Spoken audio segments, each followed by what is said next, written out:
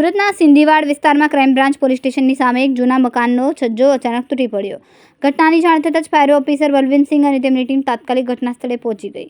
મકાનની અંદર 5 થી 6 લોકો ફસાયા હતા અને તેમને ફાયર વિભાગની ટીમે હેમખેમ બહાર કાઢ્યા. ફસાયેલા લોકોમાં એક 65 થી 70 વર્ષના અર્ધવૃદ્ધ પણ હતા, જેઓ ચાલી શકતા નહોતા. ફાયર કર્મચારીઓએ તેમને ઉચકીને સુરક્ષિત બહાર લાવ્યા હતા. આ ઘટનામાં સદનસીબે કોઈ જાનહાનિ થઈ નથી. બિલ્ડિંગ જૂની હોવાથી હવે બિલ્ડિંગ ઇન્સ્પેક્ટર દ્વારા આગળની તપાસ અને જરૂરી કાર્યવાહી કરવામાં આવશે. આપનું નામ? આપણે fire officer Balwantsinh Tapipura fire station. આજે એક શું કોલ મળ્યો ફાયર કંટ્રોલ દ્વારા ફોન આવ્યો કે આપણે સિંધીવાડ આપણે ક્રાઇમ બ્રાન્ચ પોલીસ સ્ટેશન છે અને સામે એક દિવાલ પડી ગયેલો છે ઓર કોઈ માણસ દબાયો નથી એમ તો આપણે ઝડપથી ગાડી આ જગ્યાએ આવ્યો. લેકિન આ જગ્યાએ જોવા પછી આપણે જે મેઇન ગેટ એન્ટ્રી હોય આના છજ્જાના ભાગ પડી ગયેલો ઓર અંદર 4 થી 5 જણા જે છે ને બહાર નીકળી ન શકે આ પોઝિશન હતા. આ લોકોને વ્યવસ્થિત આપણે બહાર કાઢી રહ્યા છે, જેમાં એક ભાઈ એટલે અને દેખાઈ નહીં પડતો હતો, આ ટાઈપનો હતો, ઉંમર 65 વર્ષ 70 વર્ષના હતા, તો આને બી વ્યવસ્થિત આપણે ઉચકીને બહાર કાઢી રહ્યા છે.